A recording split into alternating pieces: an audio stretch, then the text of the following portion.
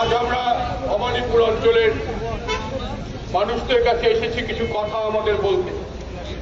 এখানে আমরা যারা আজকে পদযাত্রায় সামিল হয়েছি তারা কোনো নির্দিষ্ট একটি সংগঠনের যে সদস্য তা নয়, বিভিন্ন সংগঠনের, বিভিন্ন পেশার, বিভিন্ন ধর্মের মানুষজন আমরা এই পদযাত্রায় সামিল হয়েছি। একটি সম্মিলিত বার্তা আমরা ভবানীপুরের ভোটারদের কাছে পৌঁছে দিতে চাই।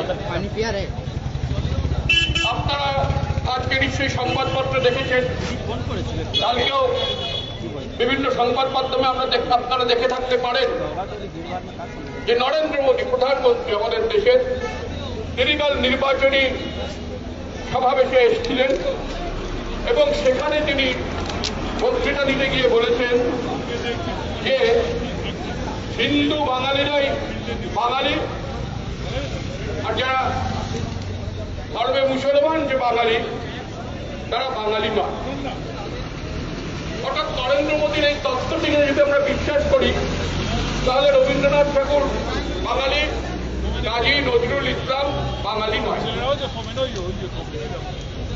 এই যে তত্ত্বটি নরেন্দ্র মোদী কাল জনসভায় দিয়েছেন, এটা যে খুব নতুন কিছু কথা বিজেপি বললো এমন নয়। এই তত্ত্বটি দীর্ঘদিন ধরে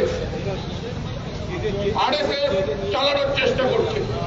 দীর্ঘদিন ধরে আরএসএস এর একটি ব্যাখ্যা আছে, একটি আখ্যান আছে, সেটি হচ্ছে হিন্দুরা ভারতীয়, হিন্দু বাঙালি ভারতীয়, আর মুসলমান বাঙালি মানে বাংলাদেশি। অর্থাৎ বাঙালিকে সুস্পষ্টভাবে ভাগ করে দেওয়ার একটা আখ্যান। এটা দীর্ঘদিন ধরে আরএসএস বিজেপি চালাতে চাইছে।